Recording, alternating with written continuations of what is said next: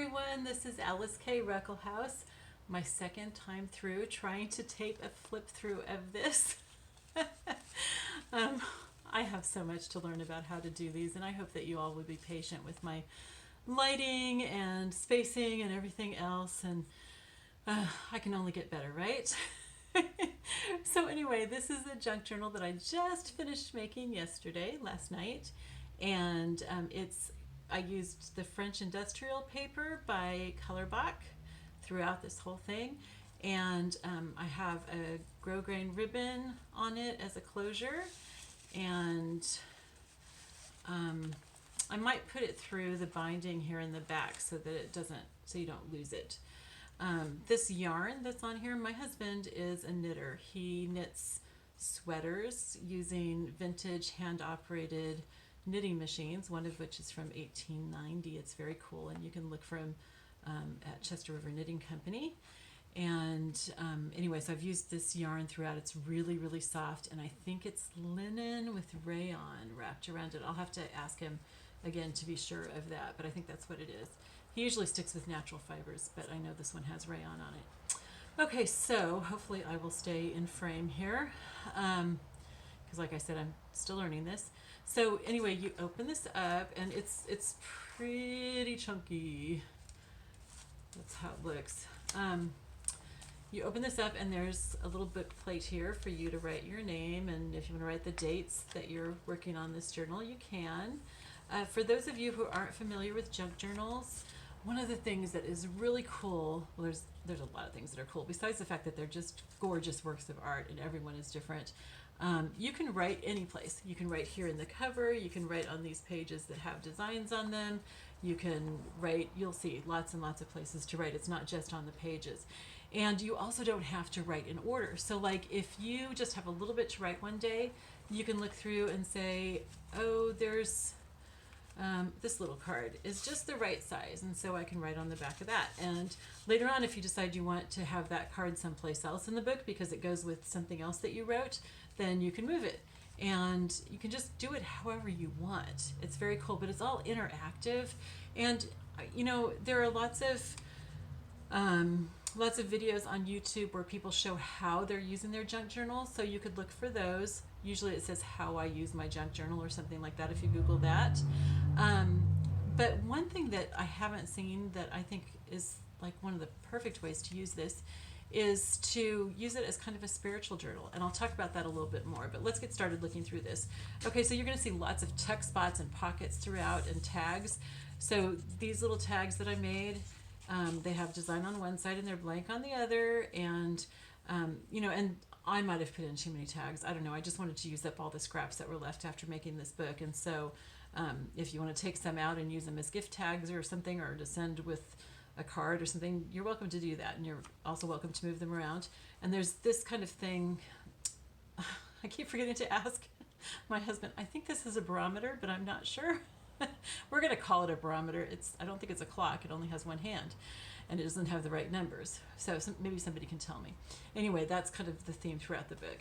So you've got a little envelope here that you can stick stuff into. You can stick stuff into this part right here, and you can stick stuff into this part. Where's my little paper? It's gotten a little wrinkled up. There's a little pocket there that you can stick stuff into that goes pretty deep. It goes all the way down to the end here, and then this is here as well. And so there's quite a bit of space there for putting things.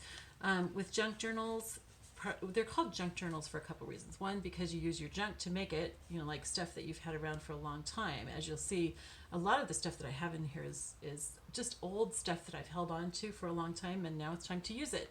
So like this little bow with the bead on it, I don't know how long I've had it, at least 20 years. And so it's kind of, you know, my junk being used, but it's also a place to keep your junk from the day that has memories for you, or that will help you to remember something important to you.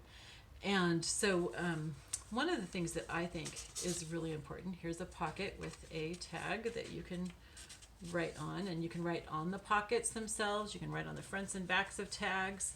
This one's a little tight, so probably that's the only thing that's going to fit in there, but most of them you can fit more stuff into them.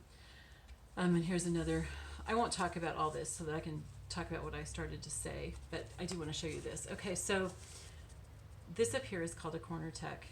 This is called a belly band, and they can go up and down or they can go across, but they're always a band that you can put stuff behind. And this one has some of this fleur-de-lis paper with lace, and then some more of the French industrial paper behind it.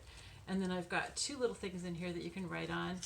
And you can write on the designed part too, if you want to, or you can just write on the inside, but it folds out so that you've got lots of more writing space. These junk journals are deceptive. They have so much writing space, more than you think.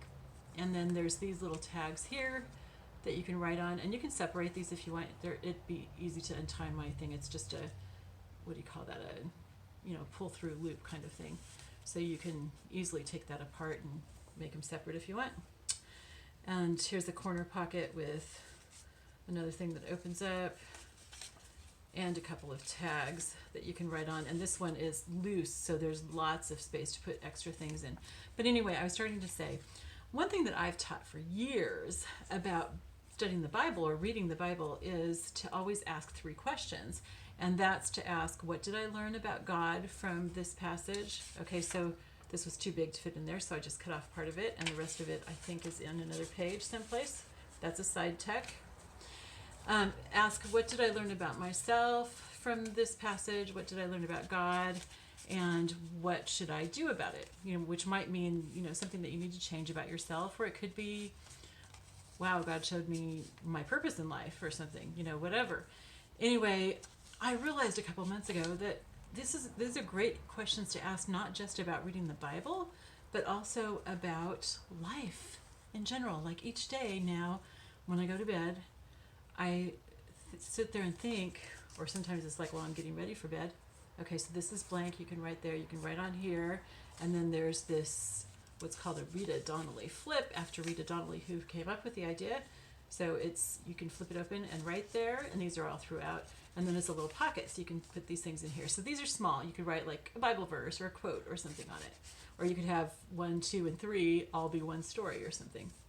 But anyway, to ask yourself at the end of each day, what did I learn about God today? From not necessarily from the Bible or a reading or a sermon or anything, but just like in life, what did I learn? What did he show me about himself and who he is, or whatever? And what did I learn about myself? And then what do I need to do about that? So that we're always growing. And a junk journal is a great place for writing that. I mean, like, even you could have like on these 3 pieces of paper, what did I learn about God? What did I learn about myself? What am I going to do about it for that day? And I would definitely date them. You don't have to do things in order. You can look for just the right place for it. But writing that stuff helps us to become more aware of what God's doing in our life, because we know that we're going to write something, so we're kind of like subconsciously looking for things. So you've got space to write here. Oh, and the lines that are on these papers, I used my distressing ink, this stuff here. I used that on a cookie cooling rack, and I used it as kind of a stamp to make the lines, because I wanted them to not be like all perfect and even and everything, so they look kind of old. And then this is a little side tuck, and you've got this thing that opens up, and so you can see you've got a lot of writing space there, and it's got lace on it, sewn on it. I sewed in, the lace on most of these things and stuff. And then another tag that you can write on. Those are in here. What was I saying? Oh, so anyway, so it's like if you ask yourself those things each day, and especially if you're going to write about it, then it does a couple of things. It makes you more aware so that you're looking for those things. There's more of Bill's yarn. You see that all throughout, but I love this page. I think that's so cool looking. And but you're more aware of what God's doing in your life, and you're more proactive about it, so that it's not just happening to you, but you're interacting with God and with the things that he does in your life. Okay, this is a little weird, but I just had this scrap and I didn't know what to do with it. And I thought, well, that's a cool place to be able to write, so I'm sticking it in, and you can throw it away if you want, but I think it's cool. And then this is a little booklet that opens up so you have more writing space. And again, you can write on the design pages too. Don't forget about that. And you can put pictures in there too. One of the things that a lot of people do is they cut out like magazine pictures that mean something to them and they paste them on, or something that they think is just pretty, and you put it on there. Or maybe you might cut something out of a letter that somebody wrote or an article or something, and glue it on or paper clip it in or whatever. So anyway, I mean, it's just a good place to keep track of that progress each day and the lessons that you learn. And that would be for yourself, because it really helps to go back and look at what God's done in your life and the lessons that you've learned. Because I don't know about you, but God teaches me things and I forget it. I have to learn them a few times. So you've got writing space here, you've got a little pocket here with some fringe, and you've got this tag that comes out, but I'll just show you, it's blank on the back. Okay, and then you've got more tags in here that you can write on. So yeah, these are both just tags in a corner pocket, and you can write on the page behind it. Same thing with all this, tags and stuff that are stuck in this little corner tuck. But also I think of, like junk journals, if you want to make one yourself, definitely, do that, because if you're creative and you like doing that, it's a lot of fun, and I found it to be very therapeutic. And then it doesn't cost you a lot of money. If you buy them, they're expensive because they take a lot of time to make and a lot of materials to make too. But it's like people have said, well, why would I spend that much money on a journal? Because this kind of journal is not just, you're writing down your thoughts and stuff. This is writing down a legacy. And, like my mom has kept a journal every morning for years. And she has, I can't wait someday to see what she's written, because I'm sure that there's all kinds of wisdom and stuff that I can learn from. And someday, your grandkids are going to find this journal, and besides what you've written in it, it's beautiful, and it has all this interactive stuff that you discover. And like that envelope, they might not know, they might not notice right away. And there's a tag here in this pocket. And okay, now this to me is like my favorite page. This is the centerfold. It's got lace across it as a belly band. Here's another one of these things, and there's plenty of room to put more in here. This lace is stretchable. Okay, and then I've got, to me, the piece de resistance of this is another little journal within a journal. This has 20 pages. This little booklet that I made, it's hand bound with the yarn of bills there, and I've got little beads on it and lace tied in the middle, and then a beaded thing here just to make it really pretty, because I wanted it to be special. And there's 20 pages, and I forget what the measurements are. I think it's like 5 by 3 1/4 or something. It's 5 inches by 3 1/4. And so that can go in there, and you can put more in that pocket too. There's like I said, this lace is stretchy, so you can put more in there. Okay, so then the center here, the whole thing is hand bound with twine, really strong twine. And one of the ladies that I love watching her tutorials is Gail Augustinelli, and hopefully I'm saying that right. And she does these little dangles that I just love, and she showed how to do it one time, and I thought, this is so cool. So there's beads on the binding dangling down, and then she ties lace in the middle here, which I also thought was just a really nice touch. So I've done that too. So what was I saying? Anyway, I just think that it'd be really attractive to somebody else to find. Now, along that line though, this is not for children to play with. I wouldn't say that it's delicate, but it would be easy to rip these pages if the pockets and stuff, if some little kid got a hold of it. And then also there's beads and stuff, lots of journaling space. There's lots of stuff that kids could choke on. So, don't leave it lying around with little kids around, is what I'm saying. And again, you can write on the design part too, not just on the inside if you want, or you can put pictures on the design part. And then this is an envelope, right? No, it's not. Look at this magic. It pops open. This was not my idea. This was somebody else's. I saw it on a tutorial, and I thought it was just the cutest thing ever. So there you go. So that's something for somebody to discover 500 years after you're dead, and they're looking at your stuff, and they think, wow, this is so cool, and man, they can learn from your life lessons. It's like one of the things that my dad was always saying to me, and here's a side pocket thing that you can stick stuff into. That's not what he was saying to me. But one thing that he always said to me was to stand on other people's shoulders and not reinvent the wheel. And here's a little pocket in here. I don't know if you can see that here. Here's a little pocket, and then you can open this and write in there. And this would be really cute with, like, you could write a quote on another piece of paper and put it on there, or a Bible verse, or have a picture or something. That would be really cute. Junk journals are for you to kind of create along. It's like I've given you the basis for it, but then you can create it by adding pictures and quotes and stuff. But anyway, so I took that. Here's a little thing that you can write on the back of, and a little pocket.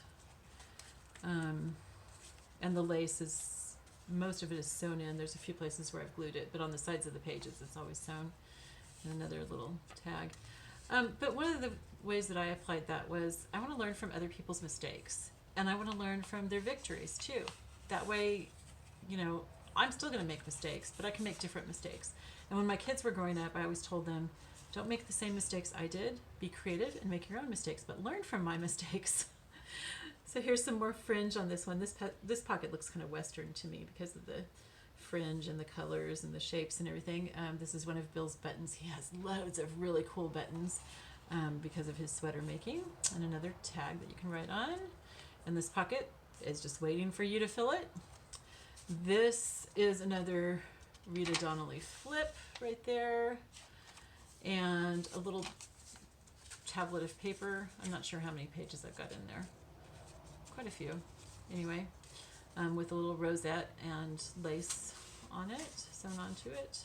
And it's all kind of shabby chic, so that's why it's got like the threads hanging off of things and everything. Of course, you're welcome to trim all those if you want, but then you kind of ruin the look of the shabby chicness.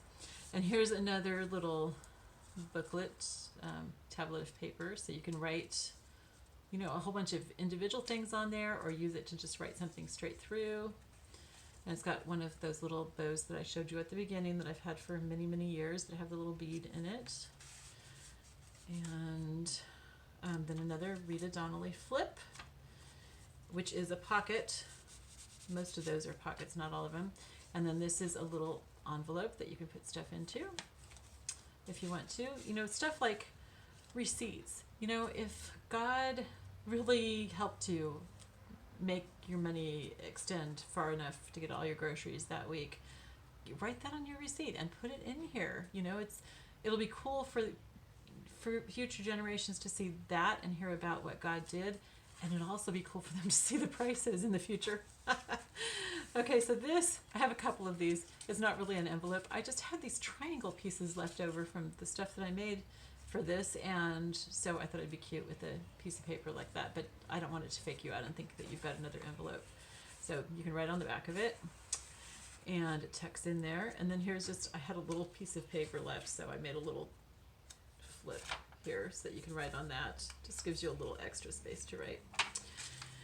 And then these two pages are blank for you to write on, and another little bottom tab that you can stick something into. I've got a little tag in it, but you can always use these tags for gift tags or something instead if I have too many in here and you want to put something else in instead.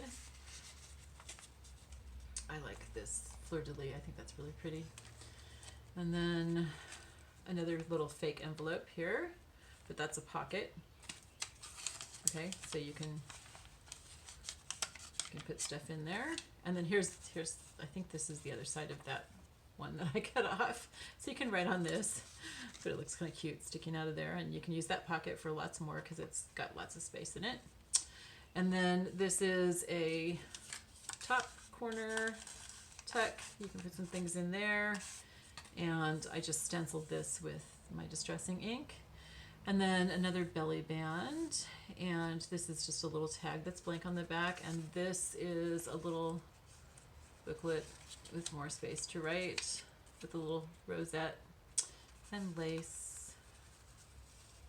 I just kind of liked the masculine colors and like the masculinity of some of the stuff, then with like the lace and the roses and stuff. It's kind of a cool combination, I think.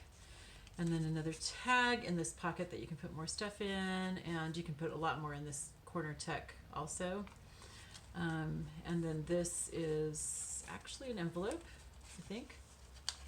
Yeah, it opens up and it's an envelope, so you can put something in there. And then it tucks into this little piece of paper that I've left there. And then this is, okay, this, I put the ribbon through both pieces. Silly me. So you're gonna have to untie the ribbon to right in there. Sorry, but it's easy to untie. You know, it's just, you just pull it right there. It's like a, whatever you call it, I don't know, a slip knot, that's what you call it. Okay, and then you've got a blank page here, and then a secret pocket, because this whole thing is actually built on a manila envelope. Look at that. So then you've got lots of space in there to put whatever, you know, a card from somebody, or notes from somebody, from your husband, or whatever that you want to put, or you can write a whole bunch and stick it in there, whatever you want to do, or put in some money for somebody to find a couple generations from now. Wouldn't that be cool? And I don't have extra money to do that, but you could. And then the back has another one of these things on it. So, and then here's the top. My husband says this is hairy because of all the stuff sticking out, all the threads and all the yarn and ribbon and stuff. I really like that.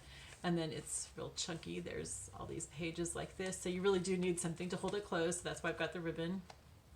And when you put stuff in it, it's going to be even chunkier, which is really fun. And then the bottom of it with all your beads and stuff hanging down, and more fringe hanging down. So that's it. Thank you for watching this. I'll be posting this on Etsy, and I'll leave the link for it. And in the meantime, if you decide you want it before I've got it posted, I will give a little discount for not having to go to the work of posting it. All right, thanks everybody, and thank you for watching. Bye-bye.